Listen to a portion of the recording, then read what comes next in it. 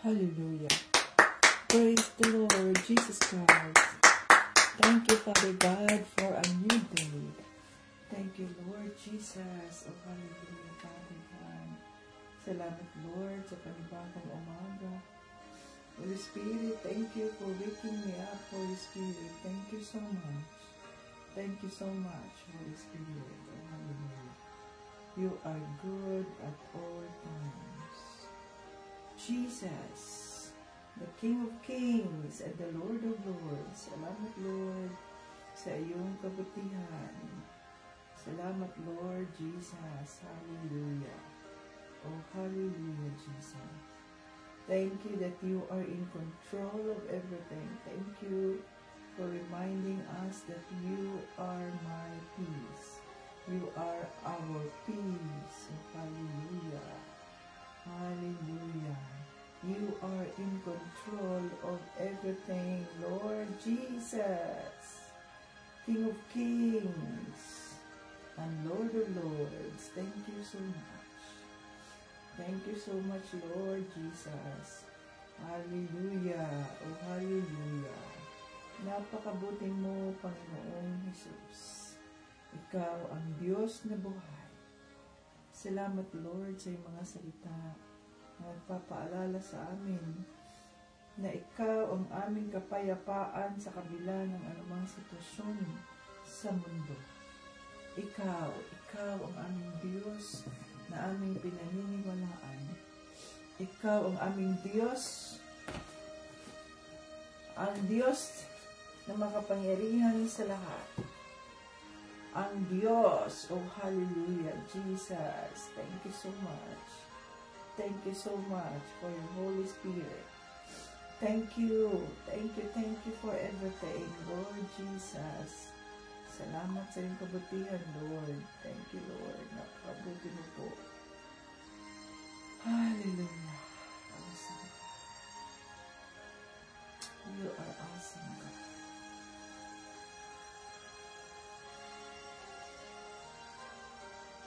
Thank you, Lord, for you are good at all times. Nothing is impossible with you. Ang batayan ng ating pananampalataya, John 3:16.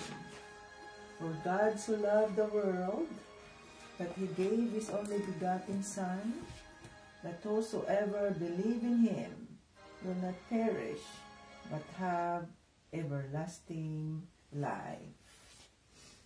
Happy moments, praise the Lord Jesus Christ. Difficult moments, seek the Lord Jesus Christ.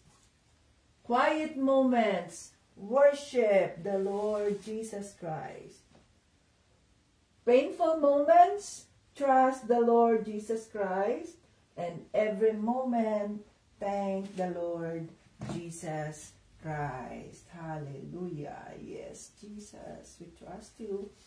For you are good at all times. Good morning, everyone. Hallelujah. Praise the Lord.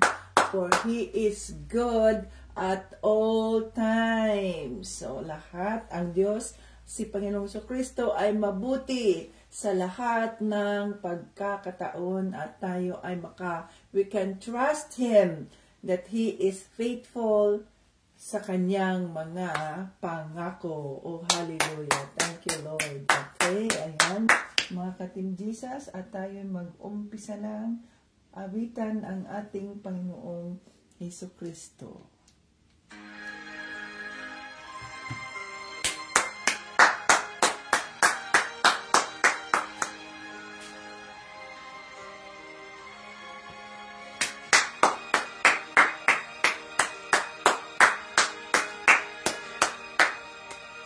Pagising sa umaga, kay ganda, kay ganda, kay ganda ng mundong ginawa niya.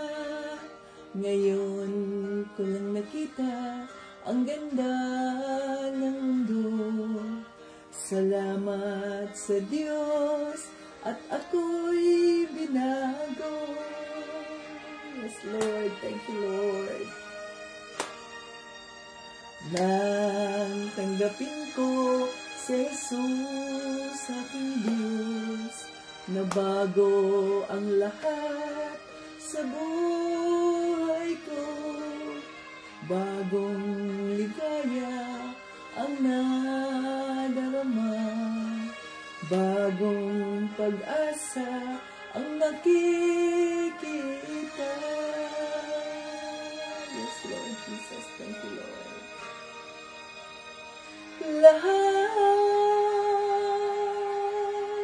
Lahat ay aking ibibigay pati aking buhay, upang purihin siya.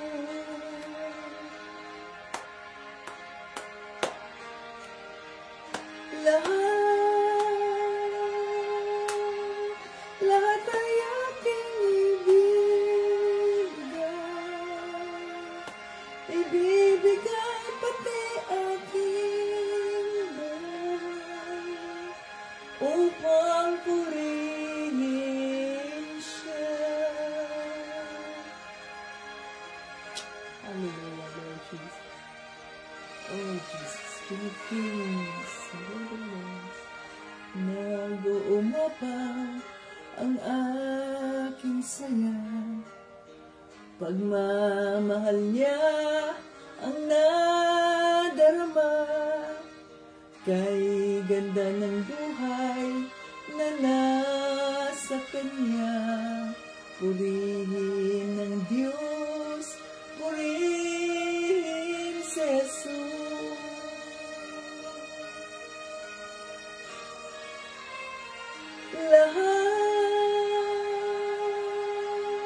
Lahat ay aking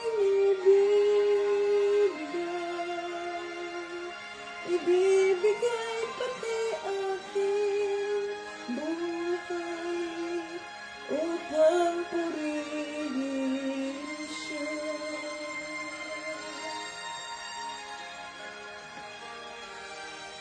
Lahat ay aking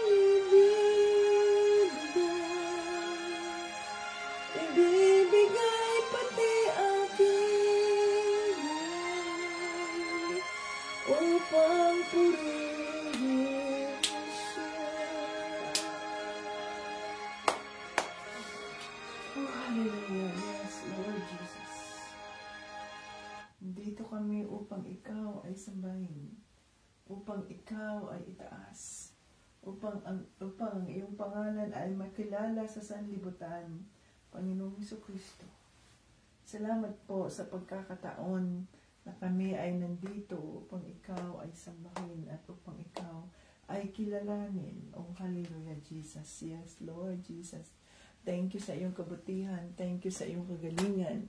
Let's welcome the Holy Spirit in our midst today. Come, Holy Spirit, I need you now. I need your anointing, come in your power. I love you, Holy Spirit, you captivated my soul, and every day I learn to love you more. Come, Holy Spirit, I need you now. I need your anointing, come in your power.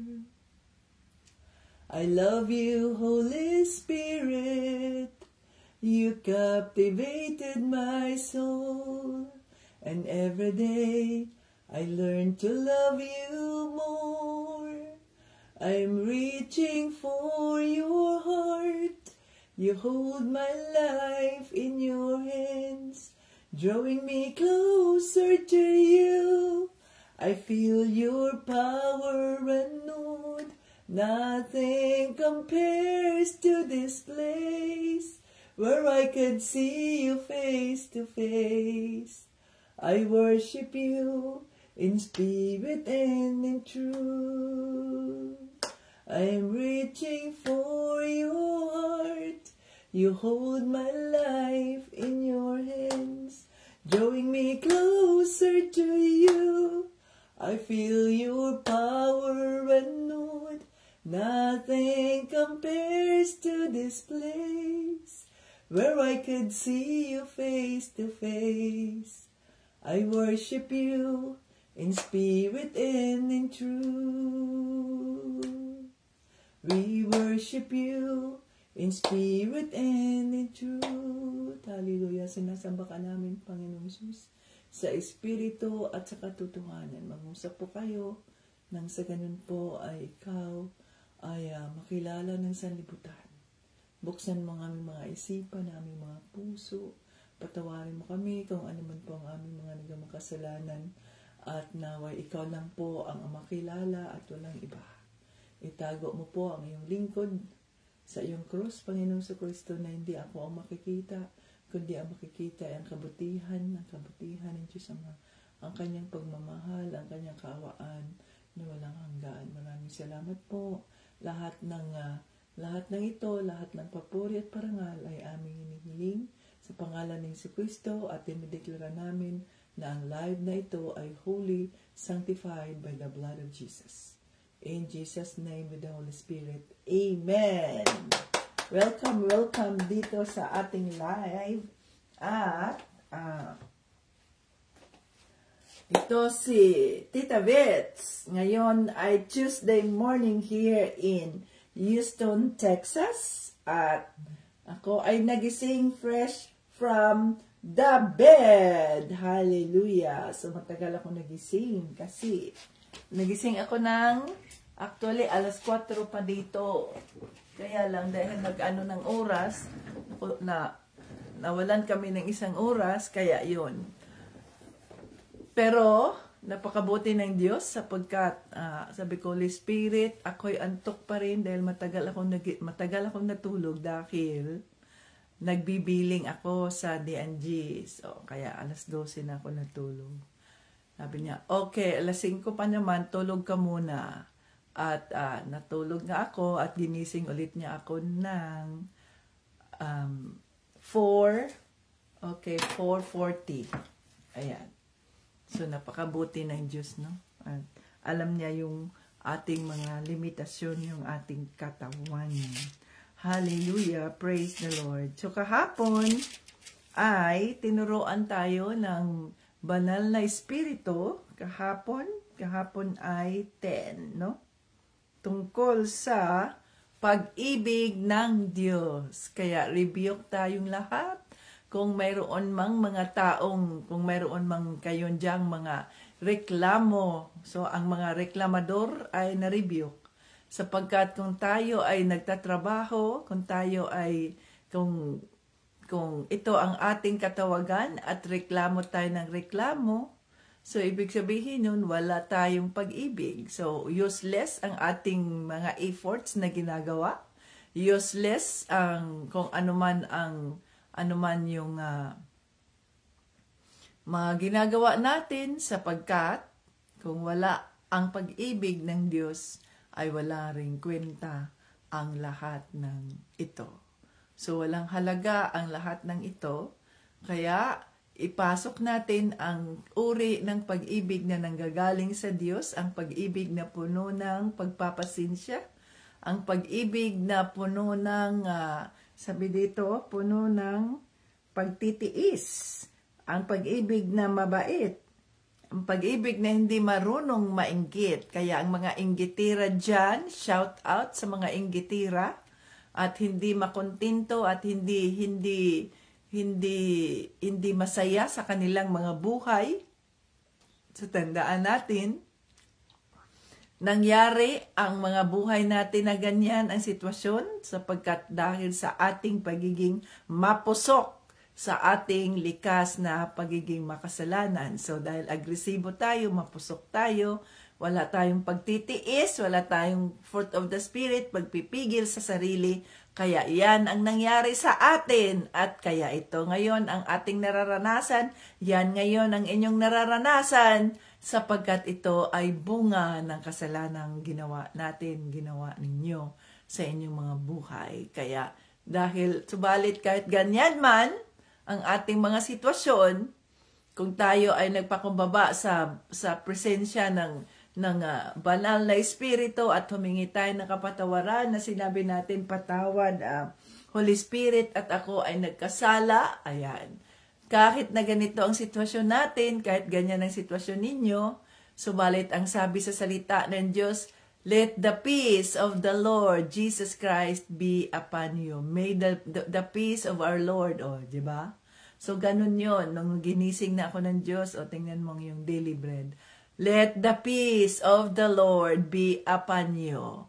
Kaya kung wala ka bang kapayapaan na nararanasan sa buhay mo, hayaan mong ang kapayapaan ni Panginoong Jesucristo ang ating mararanasan, ang iyong mararanasan, at i-meditate natin ang salita ng ating Panginoong Jesucristo sa halip na i-meditate natin ang ating mga problema, ang ating mga bayarin. Lord, i-meditate natin, isulat natin lahat kung anong mga bayarin mo, okay? Kailangan ko nito, Lord, ito, babayaran namin to ngayong linggo. Ito, payroll to, ganito, ganyan. Lord, kailangan namin ito, saan kami kukuha ng mga ito? Where does my help come from? My help comes from the Lord. Kaya yon, hindi sa social media, hindi sa kahit na sinong tao, kundi doon tayo mag-meditate sa salita ng ating Panginoong Jesucristo. He is our refuge. He is our comfort. He is our peace. He is the source. He is the great I am, the great provider, the shepherd. I shall not want. Hallelujah.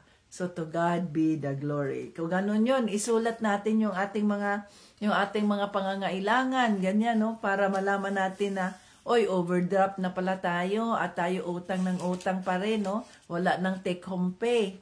O paano na ngayon kung wala na kayong take home pay? So kung wala nang take home pay, paano ngayon yung inyong tithing? Gayo ang tithing ay nasa gross, kung ano ang gross ninyo, yun dapat ang tithing ninyo. O paano na ngayon ang tithing na wala namang take home pay? So naglabag na tayo sa kautosan ng Diyos. O paano tayo pagpapalain ng Diyos niyan kung wala tayong tithing, kung hindi natin nasunod ang tithing? At sabihin mo, Lord, alam mo naman po ang aking mga pangangailangan. Lord Jesus, alam mo naman po, naunawaan mo naman po ang aking sitwasyon. Kaya hindi mo na ako magta-tithing. No, that is unbelief. Unbelief yan. Unbelief of the promises of God. Hindi yan. Pagdating sa tithing, sinusukat ng Diyos ang ating pananampalataya kay Panginoong Jesucristo, no? Na sa pamamagitan, kahit na ang hirap ng buhay, kahit na ganitong sitwasyon natin, ay sumunod tayo sa kanyang kalooban. Kahit na kulang ang ating mga pambayad, sumunod pa rin tayo sa kanyang kalooban. That is what we call the gift of faith. Ang pangako, gift of faith. Na tayuan mo ang iyong pananampalataya, tayuan mo ang mga pangako ni Panginoong Jesucristo. Pagdating sa tithing, ibigay mo. Kahit na nahihirapan ka sa iba pang mga pangangailangan mo. Ganon yun, mga ka-Team Jesus. Hallelujah. Okay, dito tayo tapos na tayo sa 1 Corinto, chapter 13, verse 1 to 13. Ayan. So, 3 bagay ang nananatili, ang pagtitiwala, pag-asa at pag-ibig. Hope. Ano yun sinasabi diyan? Faith, hope, and love. But the greatest of this is love. Ayan. Okay. So dito tayo sa 1 Corinto chapter 14. So nandito na tayo sa chapter 14. Hallelujah. Hanggang ilan ba ito?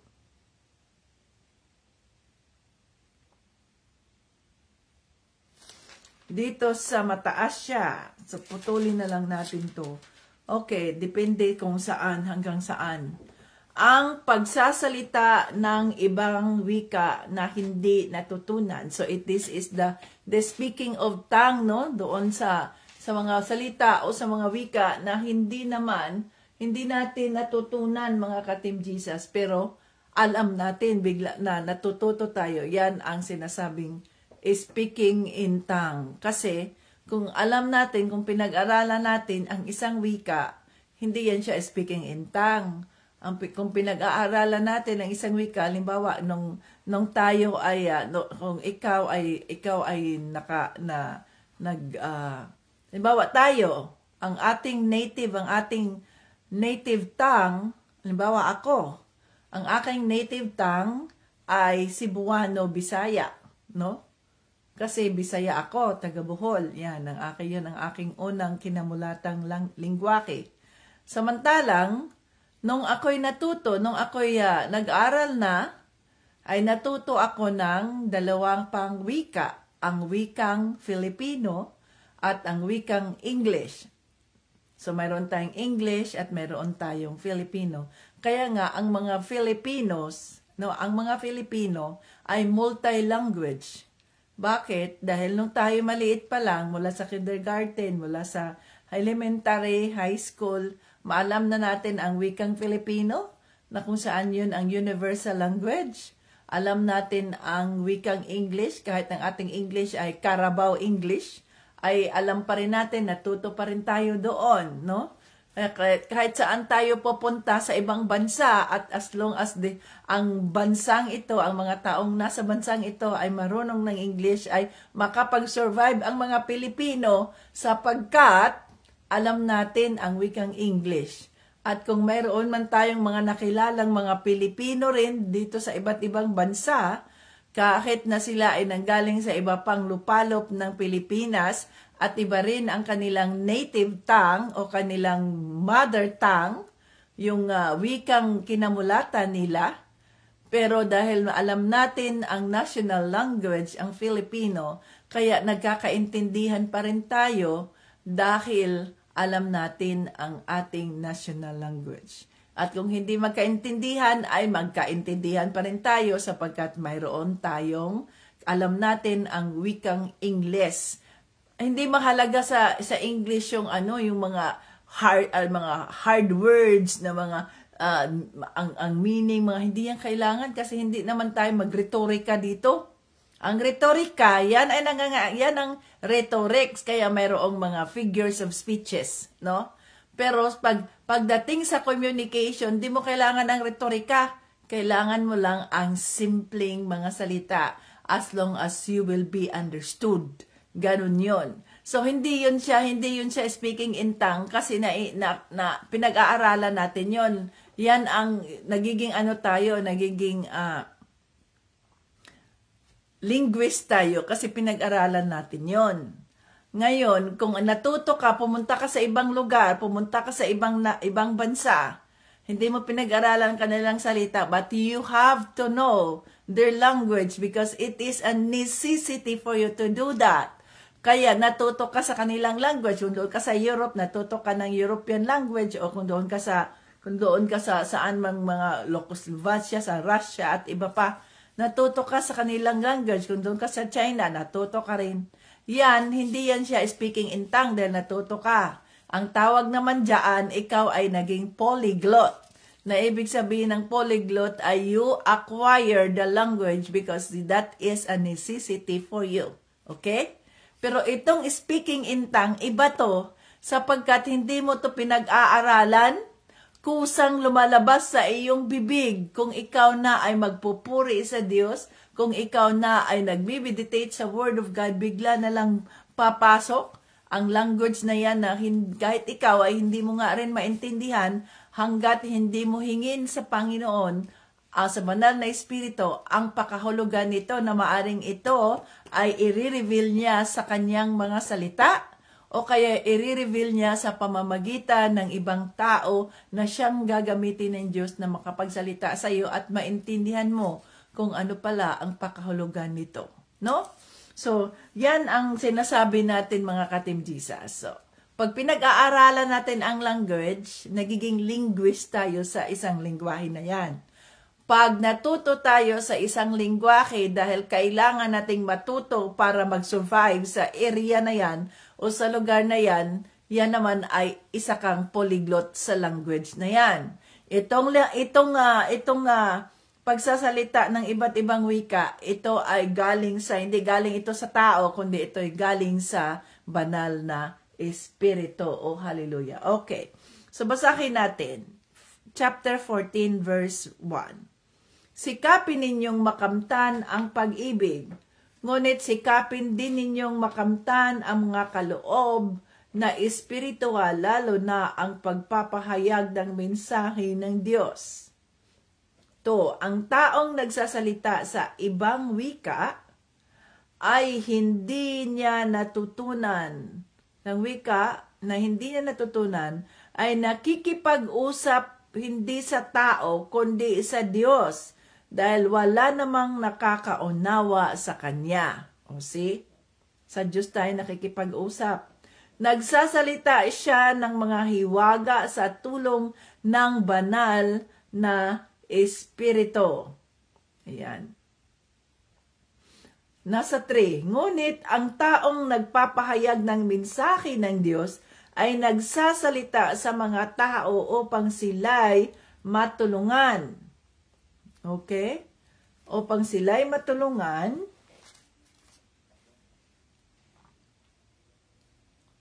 mapalago at mapalakas ang loob. 4. Ang nagsasalita sa ibang wika na hindi niya natutunan ay pinatitibay ang kanyang sarili. Ngunit ang nagpapahayag ng mensahe ng Diyos ay nagpapatibay sa iglesia. So, dalawa ang purpose ng speaking in tongue. Okay, ipaliwanag natin mamaya. Okay? Nagpapatibay sa iglesia. 5. Gusto ko sana kayong lahat ay makapagsalita sa ibang wika na hindi natutunan.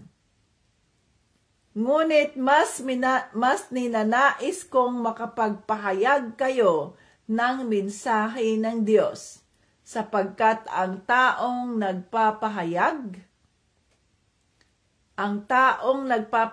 ng mensahe ng Diyos ay mas mahalaga kaysa sa nagsasalita sa ibang wika na hindi natutunan. Maliban na lamang kung ipaliwanag niya ang kahulugan ng kanyang sinasabi upang mapatibay ang iglesia. Ano ba ang mapapala ninyo, mga kapatid, kung pumunta ako riyan at magsalita ng ibang wika na hindi ninyo naiintindihan? Wala. Maliban na lang kung magbigay ako sa inyo ng pahayag mula sa Diyos o kaalaman, mensahe o aral. 7. Kahit na ang mga instrumentong walang buhay tulad ng plota at alpa, kung hindi malinaw ang mga notang tinutugtog, paano malalaman ng nakakarinig kung anong awit ang tinutugtog? At kung hindi malinaw ang tunog ng trumpeta sa mga sundalo, sinong maghahanda para sa labanan? Ganito rin sa inyo, paano makakaunawa ang ibang mananampalataya sa sinasabi mo sa ibang wika kung hindi naman niya naiintindihan? Para ka na ring nakikipag-usap sa hangin. Maraming wika sa buong mundo at ang bawat salita nito ay may kahulugan.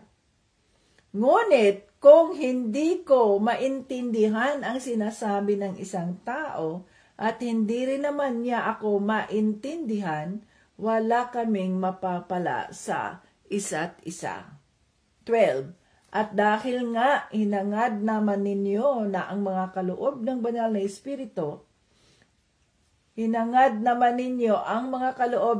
na Espiritu, pagsikapan ninyong matanggap ang mga kaloob na nagpapatibay sa iglesia.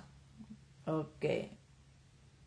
Dito lang tayo hanggang sa 12. Hanggang sa 12 lang tayo, mga ka-Team Jesus. Ngayon ay 3:11. 3:11-25. So dito hanggang sa 12 lang tayo, 12.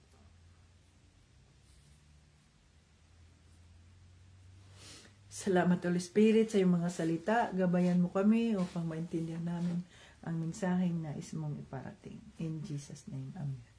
Okay, so pag-usapan na natin mga ka-Team Jesus ang mensaheng nais iparating ng banal na espiritu tungkol sa pagsasalita sa iba't ibang wika.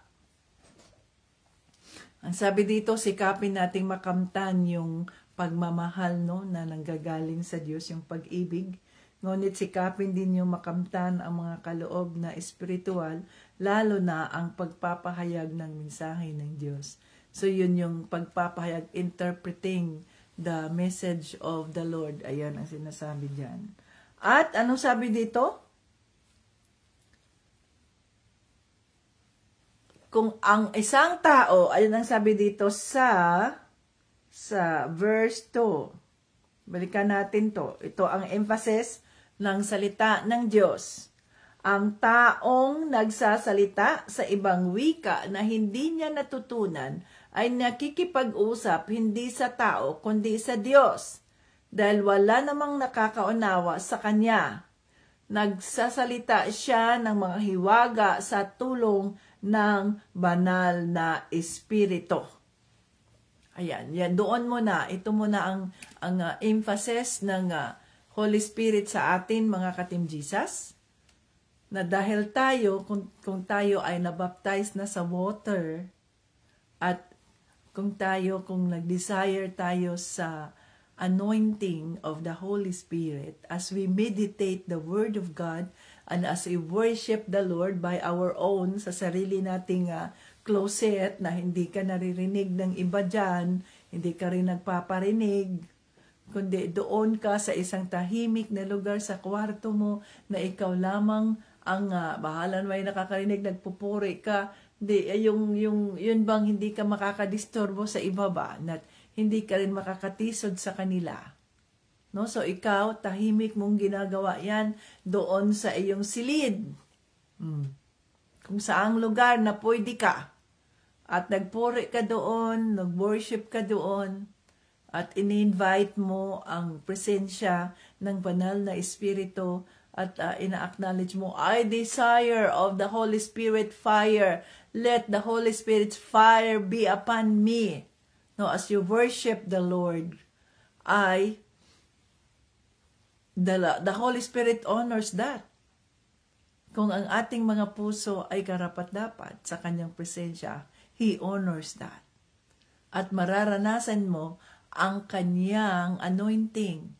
At pag ikaw ay na-anoint na ng Holy Spirit, ang unang manifestation ng anointing ng Holy Spirit, kagaya ng nangyari sa mga disipulo, naalala ninyo yung habang naghihintay sila kay yung nag-ascend na si Panginoong Jesucristo, sabi niya, maghintay kayo dahil darating ang isang advocate ang tutulong sa inyo, ang inyong helper, ang Holy Spirit. So naghintay nga yung mga disipulo for 50 days at yun ang nangyari nang sa kanilang paghihintay ay na dumating ang banal na espiritu at sila ay mayroong parang tongue of fire. So yung tongue of fire na yan, mga ka-Team Jesus, yun ang the anointing of the Holy Spirit. At nang pumasok na sa kanila, no? Let the fire of the Holy Spirit consume me. Ganyan, no? So papasok ang Holy Spirit, ang presensya niya, at magugulat ka na lang, ang unang manifestation niyan ay ang speaking in tongue. So, yung speaking in tongue ay isang gift nga, alam na natin yun, no? So, may dalawa siyang purpose. Ang unang purpose ay kung tayo ay nag-speak in tongue, o gumagamit na ng ibang salita, ibang lingwahe, na hindi natin natutunan, hindi na tayo nakikipag-usap sa tao sapagkat hindi nga nila maintindihan. No? Hindi nga nila maintindihan yun. Kundi, ang ating kinakausap na ngayon ay ang Diyos Ama.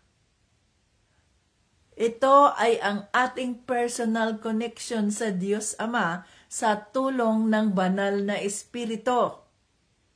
So, hindi ito maintindihan ng kaaway ng Diyos, hindi ito naiintindihan ng demonyo, ang speaking in tongue. It is an intimate connection between you and the Lord God Almighty through the Holy Spirit. So, nagkakaroon ka na ng intimate connection, relationship sa God the Father na nakikipag-usap ka sa Kanya sa pamamagitan ng speaking in tongue. Kaya nga, mag-ingat tayo. Mag-ingat tayo. May mga pagkakataon na doon ang fire of the Holy Spirit habang ikaw ay nasa church. Halimbawa, kagaya ko. No? Na nasa church ako, doon kay na Tito Bryant, na ikwento ko na yan sa inyo. Doon kay na Tito Bryant yung mga time na yon, at hindi naman sila naniniwala sa speaking in tongue. So, hindi ko pwedeng sabihin yan, hindi ko pwedeng lakasan yung aking bibig, yung aking pakikipag-usap niya, na ganyan, na hindi naman naintindihan nila, at maaring makatisod ako at maaring matakot yung ibang mga nandoon sa church. Kaya kapag may ganyaang sitwasyon sa aking buhay, sa aking pagsasamba sa Panginoon, na puspos ako sa banal na Espiritu at nag-i-speak in tongue na ako, na alam kong ito'y para sa akin ng to edify myself, to comfort myself, no? Ang gaan-gaan ng pakiramdam once ginawa mo yan, mga ka-Team Jesus, no? Yun yung to edify yourself.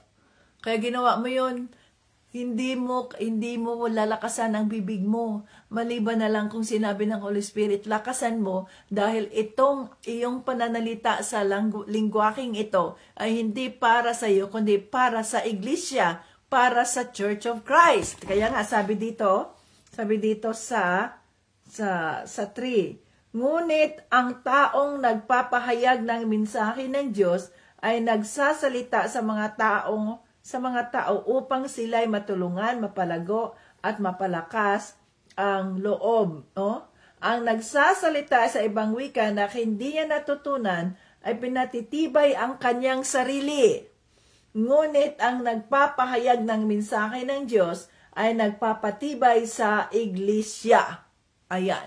So, yung nagpapahayag sa mensahe ng Diyos, yun yung nag-interpret sa speaking in tongue, yung pinahayag sa pamamagitan ng ibang lingwahe.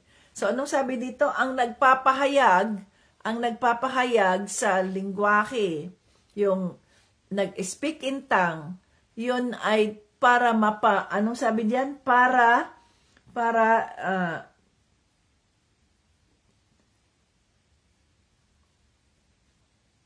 Ang sabi dito, mapalago at mapalakas ang loob. Ang nagsasalita sa ibang wika na hindi niya natutunan ay nagpapatibay, ay pinapatibay ang kanyang sarili. So, tayo, pinapatibay na nga natin ang ating mga sarili kung tayo nag-speak in tongue, kasi nga nagkaroon tayo ng bonding sa God the Father through the Holy Spirit. So, ang kahiwagaan ng banal na Espiritu, nagiging mahiwaga ang ating pagbigkas ng mga salita kahit hindi natin naintindihan. Halimbawa, example lang, naikwento ko na to sa inyo, nag-testify na ako nito. Nung madaling araw lang ay, hindi ngayon, pero matagal na, nandun pa kami sa Brindisi.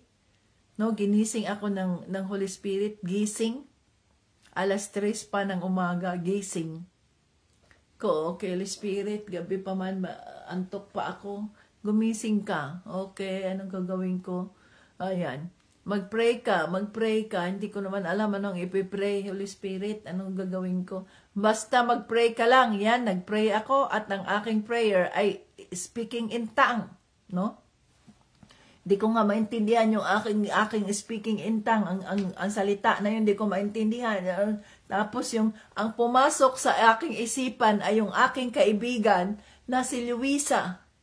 Sabi niya, Sabi ng Holy Spirit, pray for her, pray for her. Okay, so nagpray ako sa kanya na hindi ko naintindihan, pero ang aking prayer ay para sa kanya. Lord, ganyan, ganyan, no? Pagkatapos nun ay, sabi ng Holy Spirit, matulog ka ulit. Okay. So, hindi ko na iniisip kung ano ang prayer na yon. Basta sabi niya, ang pumasok sa isipan ko ay ang babaeng ito, ang kaibigan kong ito. At, yun nga, nagising na ako sa umaga, at nabalitaan ko sa aking kaibigan na siya ay nag-join sa marathon. Yung marathon, kasi marathoner yun yung runner siya ba. Nag-join siya sa marathon. At pagkatapos niyang nag-join, umuwi na siya.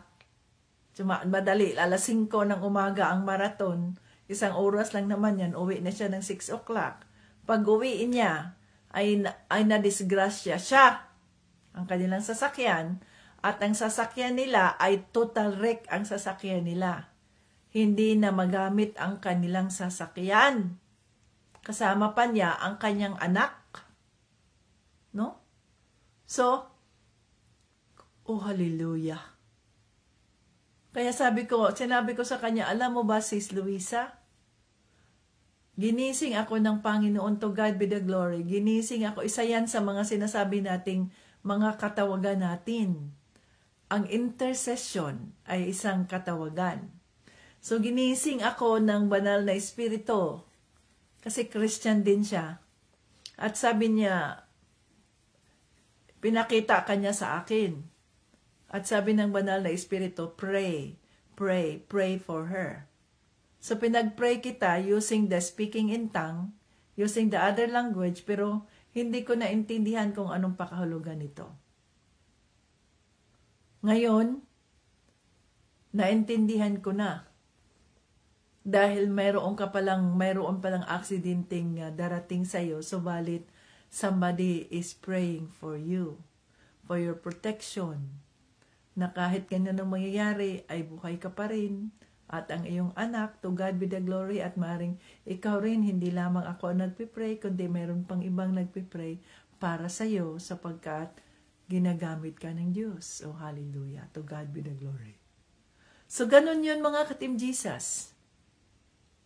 May mga pagkakataon na hindi mo alam, basta sinasabi lang, gisingin ka lang ng Holy Spirit, at papasok sa isipan mo yung isang taong ito, at nagpipray ka, sige, ituloy mo lang ang pagpipray, pero hindi mo alam, pinagpipray mo ba ang Holy Spirit, minsan ay walang salita, minsan ay ang Holy Spirit lang ang dumadaing, umiiyak ka lang, nagmumon ka na hindi mo alam kung bakit. Tapos, later on, a day after, ay magbibigay ang Holy Spirit ng pakahulugan, at yun pa lang ibig sabihin nun. See? So kung tayo ay tinawag sa ganung uri ng katawagan, intercession, pag mayroong mga taong pumasok sa isipan natin, huwag na tayong ipabukas, huwag na nating ipabukas ang pagdasal para sa kanila, ang prayer para sa kanila. Dahil hindi natin hawak ang darating, tanging ang Diyos lang. At kung may mga taong ginagamit niya, yun ang katawagan nila, to pray and to intercede in behalf of these people, ay gawin na natin kaagad yun. May mga pagkakataon na mag-speak in tongue ka lang, or gano'n na. Halimbawa, kahit ako'y nasa opisina, doon pa kami sa Brindisi, hindi pa ako nagtatrabaho sa Joy, nasa bahay lang ako nagtatrabaho. Si Tito Bryant ay nagtatrabaho, ayan. May mga pagkakataon na sinabi ng Holy Spirit, I am in the middle of my paperwork, ganyan, nag-schedule ako. Sabi ng Holy Spirit, you pray. Tapos ang pumasok sa akin si Tito Bryant, you pray. Also, kaya tinigilan ko yung tinatrabaho ko. So kailangan tayong maging sensitive to the leading of the Holy Spirit. So pray. Tinigilan ko yung aking ginagawa at nagpray ako. Di ko alam kung anong prayer ko, pero I spoke in tongue. Nag-warfare ako na ganyan-ganyan, no? 30 seconds lang yun. Less than a minute. Pero ginawa ko yun. Alam mo yung hindi naman sinabi ni Tito Brian, pero nung umuwi siya, papunta siya sa North dahil may mga pasyente siya sa North Texas, North Houston. Nang umuwi siya, kinagabihan, ang sabi niya, God is good. Ano nangyari sa'yo? Yung infinity, yung infinity ng Diyos, nagkaroon pala siya ng disgrasya, no? Dahil papunta doon ang bibilis ng mga sasakyan eh.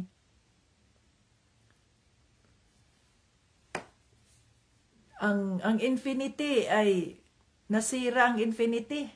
Ang harap niya doon pumunta sa isang banda yun. Nagkaroon ng disgrasya si Tito Brian. Pero napakabuti ng Diyos sapagkat ang proteksyon ng banal na Espiritu, ang mga anghel ng ating Panginoong Jesucristo ay nandoon at nag-iingat sa Kanya. Sasakyan lang yan. Pero ang mahalaga, ang tao. Safe ka. See? Yung ba yun? Yung hindi mo alam, to God be the glory, yung hindi mo alam kung ano ang nangyayari sa taong ito, pero pag pina-flash ng Diyos yung taong yan, pray for her, pray for him, huwag mo nang hintayin. You speak in tongue, mag-speak in tongue ka. Kasi it is a communication between you and the Lord na hindi naiintindihan ng demonyo. Pero ang pagpapahayag nito, kung sino man ang mag-interpret sa speaking in tongue, doon kung nandoon ka sa congregation, nandoon ka sa church, no? Ay ito naman ay to edify, upang mapatatag, upang ang iglesia naman ang sinasabi dito, no? Ngunit ang nagpapahayag ng mensahe ng Diyos ay nagpapatibay sa iglesia. So yung nag-i-interpret sa salita ng Diyos, kung nandoon, kung yan ay gifting mo, magugulat ka dahil pag may isang tao sa church na nag-i-speak in tongue, hindi naintindihan ng lahat ng iba, pero sa'yo, naiintindihan mo. Na ibig sabihin nun, ikaw ang gagamitin ng Diyos niyan upang maipahayag ang pakahulugan ng langlingwahe na yan, ng mensahe na yan, para sa church. Maaring ang pakahulugan niyan ay upang i-encourage ang congregation, ang body of Christ, ay i-encourage para sa ganoon ay anuman ang mga sitwasyon na nararanasan ng bawat isang member ay magkaroon siya ng pag-asa. O kaya maaring ang mensahe na yan ay isang tinatawag nating rebuke, paalala sa mga taong nasa body of Christ. So, body of Christ ang tawag natin doon sa ating mga sarili. Tayo ngayon ay nasa body of Christ, no? At sabi dito, at dahil nga hinangad naman ninyo ang mga kaloob ng banal na espiritu, pagsikapan ninyong matanggap ang mga kaloob na nagpapatibay sa iglesia. Hallelujah. So, kung hindi lamang ang ating sarili, dinidesire natin na tayo ay magkaroon ng ganitong gifting, kundi ang desire dapat natin ay ang mga gifting na yan ay para sa kabutihan, kapurihan ng Diyos Ama, para sa iglesia, na ibig sabihin, para sa body of Christ. So, hindi lang para sa atin na nagde-desire tayo sa mga gifts of the Holy Spirit. So, ano ba yung gifts of the Holy Spirit? Gift of preaching. Diba? Gift of the apostle. Gift of apostle. Ano yun? Preaching. You know? Teachers, apostles, prophets, teachers, the miracles, gift of healing, healing, of helping, of guidance, of different kinds of tongues. Oh. So, marami, siyam. So, ano ngayon ang nais mo na katawagan o na gift? So, ang gifting na yan ay hindi para sa sarili mo, but para sa kabutihan ng iglesia or the body of Christ. Na magamit nga tayo, lahat ng ating mga gagawin ay nakapokus doon na tayo ay maging kapaki-pakinabang sa kaharian ng Diyos. Tinuturuan tayo, mga katindisas, sa mga kaalamang heavenly knowledge ang mga tinuturo ng banal na Espiritu sa atin. Hindi ito makamundong karunungan. Itong mga pinag-aaralan natin, wala man to sa mundo. Nakikita lamang natin ito sa salita ng Diyos. At ang mga karunungang ating natutunan mula sa salita ng Diyos, yun ay mga karunungang panglangit, heavenly knowledge ang ating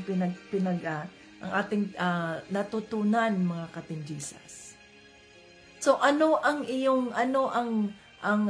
sabihin nating gifts na dinidesire mo, hindi para sa sarili mo, kundi para sa Diyos? Ikaw ba'y maging apostol? Ikaw ba'y maging guro? No? Ikaw ba'y maging guro? Ikaw ba ay maging propeta? Ikaw ba ay yung faith healer ka? Magawa ng milagro? No? Ikaw ba ay helper? So marami dito, no? Healing, of helping, of guidance, and speaking in tongue. Ano dinidesire mo? Hindi para sa kapurihan mo, kundi para sa Diyos. So kung ang dami mong dinidesire, maraming mga gifts ang ibibigay ng Holy Spirit sa iyo, be careful to be responsible sa mga gifts na yan. Na sinasabing, much is given, much is required. So, kung maraming binibigay ang Holy Spirit sa iyo, meron kang gift of prophecy, meron kang gift of apostolic gift, meron kang gift of healing. So, marami kang mga gift, may speaking in tongue. Hindi natin dapat ito ipagmayabang at gamitin sa kasamaan at gamitin upang tayo ay maging mayaman. Sa pamamagitan, yun ba yung mga Madam O-ring, yung mga naghuhula, sila yung mayroong prophecy. Pero yung ginagawa nila, hindi man yun galing sa Diyos, galing sa demonyo man yun. Kasi ang gift of prophecy ay nakabatayan dyan sa salita ng Diyos. At nakikita mo, pinapakita ng Diyos sa iyo, yun yung sinasabing revelation. Pinapakita ng Diyos sa iyo ahead of time. Mayroon na siyang ipinakita sa iyo yung vision na yan, no? Hindi pa nangyayari. Kundi, ipinapakita na ng Diyos sa iyo, yan ang prophecy. Na ipinakita ng Diyos sa akin, kagaya na ba nangyayari na sa dati, sa Old Testament, yung kina Isaiah, na nag-prophecy si Isaiah tungkol sa pagdating ng Messiah. Si John doon sa Petros. Diba? Si John ay na-exile siya doon sa Petros at doon, Patmos, doon siya sa isang isla. At nung nandoon siya ay pinakita ng Panginoong Jesucristo ang vision. Kasi nga, di ba, si John ay kapatid ni Jesus sa ama at ina. Si John Siya ang sumulat sa Revelation, si John, nung siya ay na-exile doon sa isang isla na yun. At pinakita ng Panginoong Kristo ang mangyayari sa hinaharap sa end times. So yung nangyayari ngayon sa kasalukuyan, yun ay nakikita, mababasa natin sa Revelation. Kung curious kayo, tayo ba pala ay nasa end times? So basahin nyo ang Revelation. At tingin ninyo sa banal na Espiritu, ang kapahayagan, ang karunungan, ang wisdom upang maintindihan mo. So yan ang prophecy. Kung marami kang hinihiling sa Holy Spirit, gusto ko nang magkaroon ng gift of prophecy, gusto kong magkaroon ng gift of teaching, gusto kong magkaroon ng gift of healing. Ang dami mong mga dinidesire, be careful kung ano man yung mga hinihiling mo. Be careful. Sapagkat much is given, much is required. So kung maraming mga gifts ang ibibigay ng Holy Spirit sa atin, marami tayong responsibilidad na dapat nating gawin. Para sa kapurihan ng Diyos Ama. Para sa kabutihan ng body of Christ o ng Iglesia. Hindi para tayo makilala, hindi para tayo maganito, hindi para tayo maganyan. No? So, ang dami mong gusto, tapos andyan na, may taong nangangailangan, may taong sinabi ng Holy Spirit sa'yo, o kausapin mo ang taong ito, ganito, ganyan, ang sabi ang darating sa kanya, ganyan, sabi mo, wag, Holy Spirit, busy ako eh. May ginagawa pa ako, hindi mo pwedeng gawin yan. Tapos, ayan, ipag-pray mo ang taong ito, ganyan. Bukas na lang, mamaya na lang Holy Spirit dahil hindi pa ako tapos, no? Marami kang mga hinihiling sa Diyos eh. Marami kang desire sa Holy Spirit. Ngayon, hindi mo pala magampanan. Be careful. Nagkakasala ka niyan. Nagkakasala tayo niyan. Mga ka-Team Jesus.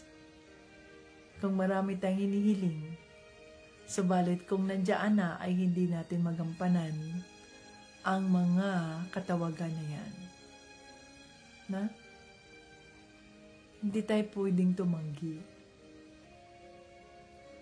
Pag sinabi may prompting ang Holy Spirit, kahit ano pa man ang ating mga ginagawa, kahit nandito ka sa kalagitnaan ng kung anumang ginagawa mo, kailangan kang tumigil at gawin mo ang conviction ng Holy Spirit.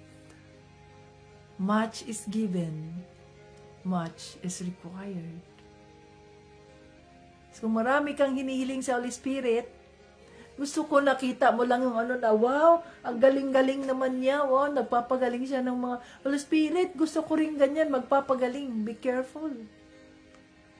Dahil maaring nandito ka, o nandiyan ka sa baryo nyo, may nakakilala sa'yo na ganyan, no? May pupunta sa bahay nyo, kahit madaling araw, gigisingin ka. Ipagdasal mo ito si ganyan. Hay, nangigising naman kayo ng madaling araw pa, balik kayo sa ganyan. No, hindi tayo pwedeng gumanon, mga ka-Team Jesus. Kung ang gift of healing ay ibinigay sa atin, at unti-unti tayong nakikilala ng ating lipunan, ng ating lugar, na si ganyan, nalhin mo yung ganyan, ipag-pray ka niyan, ganito, ganyan. Hindi ka pwedeng tumanggi. Kasi nga, you are opposing the Holy Spirit. At kung gagamitin ka ng Holy Spirit, hindi ka pwedeng magmayabang, hindi ka rin pwedeng magreklamo. Hay! Kikapoy na ko, anak, kakaapoy, ay, nakakapagod naman pala to, ganito, ganyan, no. Kaya nga, kailangan mag-ingat ka, mag-ingat tayo. Ano ang iyong kahilingan? Diba? Ang tunay na pag-ibig hindi naiinggit. So, huwag kang mainggit kung sabihin, ay, ang galing naman niyang magsalita. Ay, ang ano naman niya, oh, gustong-gusto ko niyang pakinggan. Gusto ko rin maging ganyan, Lord. Be careful. Dahil kung hindi mo yan maibigan, magawa, nagkakasala ka eh. Diba? Ang desire natin ay hindi para sa sarili natin, kundi para sa kapurihan ng Diyos. So, tinuruan na tayo ng Holy Spirit. Kung kayo ay nabaptize na mga ka-Team Jesus, kung nabaptize na kayo sa water, every day, you desire the anointing of the Holy Spirit. You desire. You meditate on your own. Kung hayaan mo lang na mag-flow ang Holy Spirit sa iyo, pag sinabi niyang speak in tongue, hayaan mo lang, wag mong pigilan ang bibig mo. May mga pagkakataon na iiyak ka lang dyan sa presensya ng Holy Spirit. May mga pagkakataon na natatawa ka, tawa ka lang ng tawa dito from the bosom. Ayan, ang iyong pagtawa, ang iyong paghalakhak ay hindi mo talaga mapipigilan. Yan ang manifestation ng Holy Spirit. Hanggat hindi ka nakakadisturbo sa iba at nakakatisod, ituloy mo lang. Kung ikaw lang mag-isa, katatawa ka, ganyan, iiyak ka na ganyan, ituloy mo lang. At alam mo ba na pagkatapos nun ay, talagang ang sarap ng pakiramdam mo kung ikaw ay nagiging anxious, kung wala kang kapayapaan na ganito, sarap ng pakiramdam. Ganun yung mga ka-Team Jesus. Kung kayo ay nabaptismo na sa tubig, i-desire ninyo ang baptism of water. I-desire ninyo ang baptism of water. Kung kayo ay nabaptize na sa water, i-desire ninyo ang baptism of fire from the Holy Spirit. The Holy Spirit's fire. Nang sa ganoon, ay magamit kayo ng Diyos. Maging kapakapikinabang kayo sa kanyang kaharian. Na hindi kayo nag-expect ng kapalit. Gawin mo ang katawagan ng Diyos ng puno ng pagmamahal na I do this for the Lord because I love the Lord, Jesus Christ. That's why I'm doing this. So, gawin mo yung katawagan mo. Diba? Ano man ang iyong gagawin, inom ka man, kakain ka man, do it for the glory of God. So, ano man ang ating mga ginagawa, do it for the glory of God. No? For the glory of God. Oh, hallelujah, Holy Spirit. Maraming salamat po sa iyong kabutihan. Thank you sa iyong mga salita na nagpapaalala sa amin, nagbibigay ng kalinawan kung ano ang pakahulugan ng pagsasalita sa ibang lingwahe na hindi naman namin natutunan. Holy Spirit, we desire of your fire, of your anointing,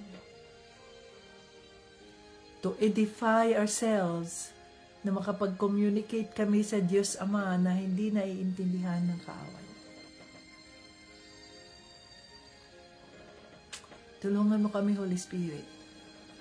Mapatatag namin ang aming pananampalataya kay Panginoong Jesucristo. We desire, Lord Jesus, to speak in tongues of the angels. Oh, hallelujah. Lord, tulungan mo po ang bawat isa. I-reveal mo po sa kanila, Holy Spirit, kung ano man ang kanilang mga katawagan. I-reveal mo sa kanila. Ano man ang kanilang mga katawagan, Lord. Ano mang gifts of the Holy Spirit ang ninanais ng bawat isa, Father God. Search our hearts. Search our hearts. Kami ba po ay karapat-dapat? Kami ba po ang amin bang mga motibo Ang amin bang mga hangarin ay upang ikaw ay mapurihan o upang kami ay makilala ng sanlibutan? Ang amin bang motibo, ang amin bang hangarin ay para sa sarili lamang namin? Gayong ang sabi mo sa iyong salita, sisikapin namin ang anumang gifts ang aming matatanggap ay para sa kabutihan ng iglesia, para sa kabutihan ng body of Christ. Yes, Lord. Here we are, Father God. Search our hearts.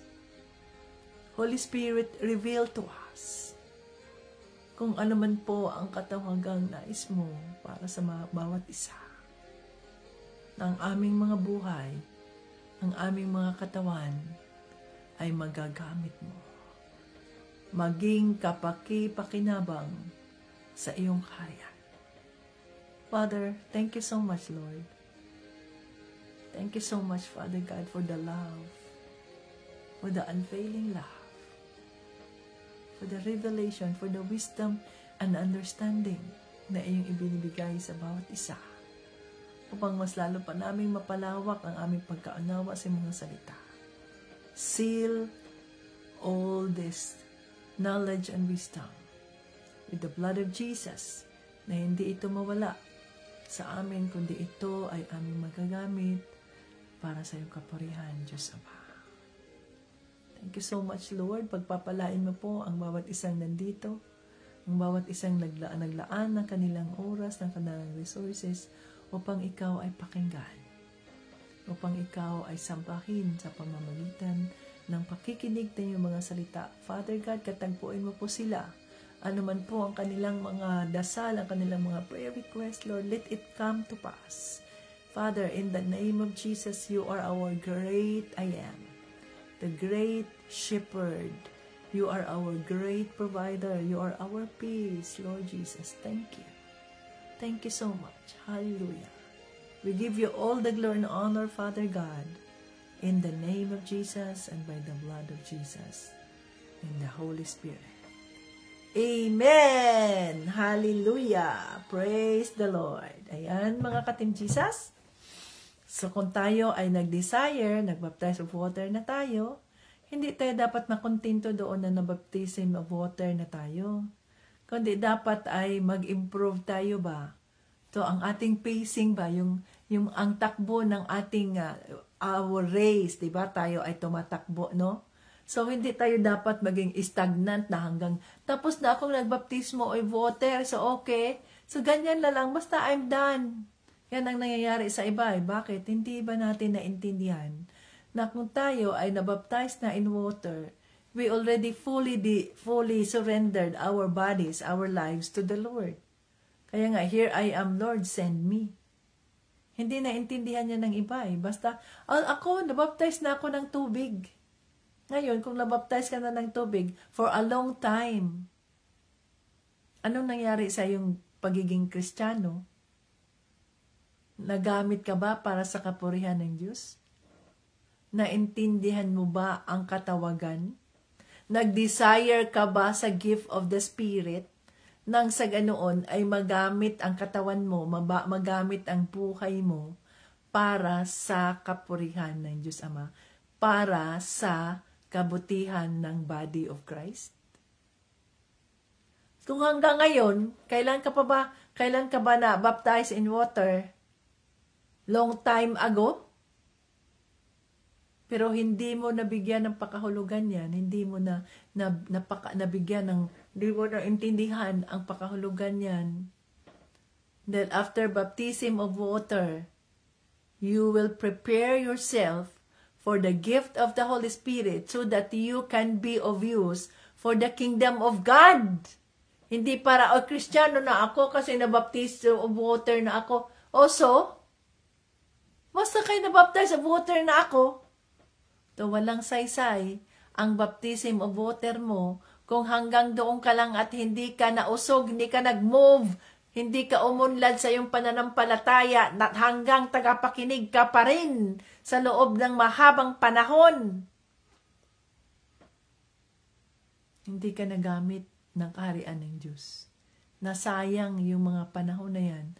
Nasayang yung mga taon na yan na nananatili ka pa rin tagapakinig at hindi mo naintindihan na ikaw ay mayroong katawagan para sa kabutihan ng body of Christ. Ilang taon ka na bang naging Kristiyano at ilang taon ka nang nagpabaptismo sa tubig? Balikan mo ang buhay mo. Ako ay sabi mo naging Kristiyano ka ganyan. Naggamit ka ba ng Diyos? Nagpagamit ka ba para sa kaharian ng Diyos? Yan ang tanong. Na kayo lamang ang makakasagot at tanging ang Diyos lamang ang nakakaalam between you and the Lord. Hanggang sa muli, Jesus loves us. Bye-bye.